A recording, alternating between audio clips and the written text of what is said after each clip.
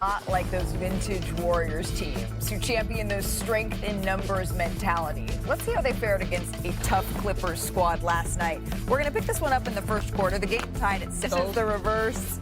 To the third quarter we go here. Yeah, those year 22 legs. They win 98-79. Here's what Jimmy Butler had to say about the Warriors' depth. So I'm sensing a little bit of a theme here, especially on the defensive end last night. The Warriors allowed the fewest points since December 2016 when they allowed just 74 to the Jazz. So Perk, Danny, what are you seeing from Golden State? I'm going to start with the defense, man. We got to give a lot of credit to Steph Curry and company because they're not only showing the crowd, but Steph has stepped it up a notch. Let's see if we can roll the tape. He knows for 16, 17 years, James Harden and all teams are going to try to ISO him. He ain't having it. He's studied this move before, James. You know what's going on. Let me get that, start the break, out and running. Even if James gets by him, he shows the crowd. Golden State lacks size in the paint. They lack rim protector. They know that, but they've been great at swarming the ball, doubling on the post, letting Zoo not make it, get comfortable down there. They rotate, they give it back to Zoo, making him have to react fast, make a quick move, which is not something he's comfortable doing. Now he's falling off balance. You get a three-pointer contested shot by Derrick Jones Jr., and they finished the defense, which more importantly is rebounding, because that's where they struggled last year against Houston. They got to rebound the ball. And look, they're my sleeper to win it all, and they're talking about winning championships. Back when they were winning championships a few years ago, their quarter was the third quarter. Yeah. This season, they're plus 50. Best plus minus by any team in any quarter this season. But now, Danny touched on the defensive side of things. Usually that's my side. But I want to touch on this offense. Look at this ball movement. Look at the cutting. Look at the screening. Look at the drive, the kick out, relocation by Podziemski for the wide open three, catching the trust, planting his feet, knocking down the tray ball. Here's one of my favorite right here because look at all this space. Stop it. Freeze it right there. Look at all the action on the weak side. This is action to keep the defense occupied, then all of a sudden, daddy ball right to the middle, where Jimmy Butler is one of the best post-up players or guards in the game. It's been awesome. They're 5-0, and this stat is incredible. They've already played 35 clutch minutes this season. That's the most in the NBA. And last year, when they were blowing out teams, they played just 66 clutch minutes the entire season. Perk, what's this tell you? Tell us that we might see a team repeat for once. They are deeper than the Pacific Ocean, led by SGA, who's the best player in the league. And when you have guys that are out like Alex Caruso and Jalen Williams, and guys like Aaron Wiggins come in, stepping up, A.J. Mitchell off the bench, he's been fantastic. And Chet Holmgren has been looking like a guy that wants to get into the All-Star game.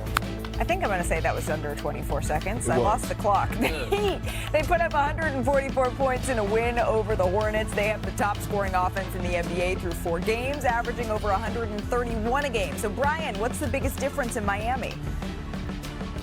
They have changed their system, Malika. Eric Spoelstra has always been innovative, always been willing to change.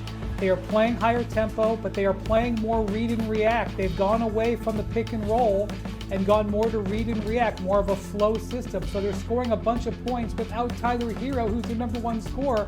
It's totally unlocked Jaime Jaquez, who had a rough sophomore year, #1 in plus minus in the NBA through 4 games. We're going to say Brian grabbed an offensive board there and was able to get the quick put back. LaMelo Ball has been cooking this season. Last night was a little interesting, though, all right? He accidentally kicked a ball into Davion Mitchell's face, and then later, when he was called for a foul, he flipped off the ref. Danny, your early take on Melo's season here. He's been balling as usual. Hopefully he stays healthy, but at some point, he's got to be the vet. He's got to be the professional. This is the year. This is the guy that's won Rookie of the Year over Zion. Over Anthony Edwards, excuse me.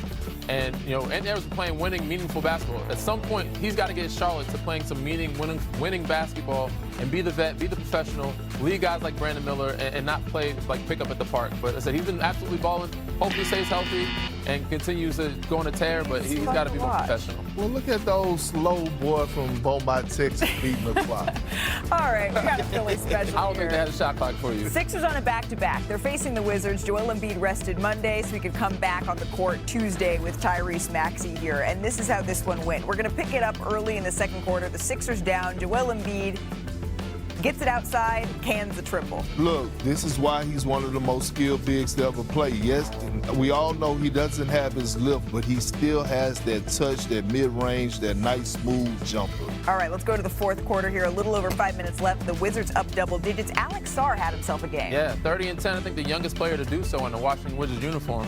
But he was going right at Joel. I love the intensity. I love how he approached the game. And it wasn't just a Dembona, but he was attacking Joel Embiid just like the same way early in the game. History is not on the Sixers side when they're trailing by 13 or more in the last 5 minutes of a game. But for all those games, they didn't necessarily have Tyrese Maxey. Can I have this dance? And look at him being the true head of the snake, getting his and making guys around him better. And look, Joel Embiid knows that. He know who the franchise belongs to. Joel Embiid flying into overtime here. Under a minute to go. The Sixers down. Maxey drives, finishes for the slam. Big at his mercy. You cannot pick him up that high. You know, he's way too fast. Maxey, floater that's off, but a Dembona. Yeah. Bona puts the Sixers up 1. And There then he is again. CJ McCollum's layups rejected by Bona.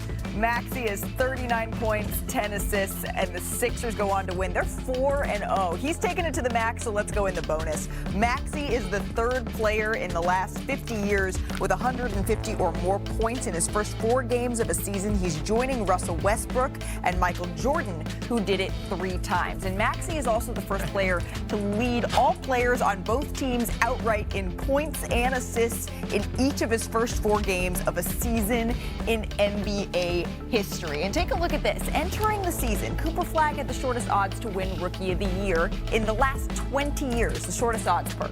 Just over 1 week into the season, it's early, but the odds have flipped. VJ Edgecombe is now the slight favorite here over Flagg. So VJ, Maxey, they aren't the only ones lighting it up. Scoring, it's been off the charts this year. Last season, only 2 players averaged over 30 points a game for the season. So far this year, we have 11. NBA history, no season has had more than 6 players when you look at the entire NBA history averaging more at players averaging 30, excuse me. So Danny, Perk. Good picture.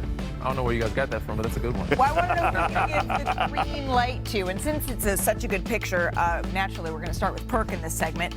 Perk, who are you looking at here as players who you're giving the green light to? Well, it was a dark cloud over this organization the start of the season. And damn it, this young man, Tyrese Maxey, brought the sunlight and he brought the joy to the start of this season for this organization, averaging 37 points, 8.5 assists right now, and got life back in Philadelphia. This franchise belongs to him, right? I believe he's the fastest guard with the ball in the NBA, and right now he's looking like he's ready to drive this vehicle. All right, so Tyrese Maxey gets the first slot. How about you? We're adding to the Mount Rushmore. I know they're in a concerning space right now because they have so many bodies out, but this kid is playing unbelievable. With Luka and LeBron out, I have to give some love to Austin Reeves. We're going to put him up there. I don't know what his numbers are with LeBron and Luka out, but I think it's north of 40. And he had a 50 ball the other night against Sacramento. But the fact that he's elevated his game to get to the free throw line, I think he's number 2 behind SGA and getting to the free throw line and getting those attempts and making free throws, getting guys to foul him. Obviously, he can shoot from 3 well, get to the rim, making DeAndre Ayton a factor for them. But him scoring at that high level is the only way they're going to stay in games. But I can see him continue to average 40 in the next couple games. All right, Perk, who are we putting in here? The Finals MVP of last year. Listen, this man played 8.5 months of elite high-level basketball last year, and he hit the ground running. He hasn't missed a game. On top of that, he's averaging 34 points. He's missing his robbing, and he's still getting it done. You're going to get everybody's best shot every single night, but guess what? He's finding a way to keep his team afloat. I got finally, the unicorn, the alien, Victor Wembanyama. I don't know why you're going to just call him Wemby for now. He's added some muscle, looking like Giannis with a jumper out there, getting a step back going, gets to the free throw line, and blocking 5 shots a game. He's been unbelievable on both ends of the floor. You got to give this guy a lot of credit, not only defending, but scoring 40 points a game against some of the best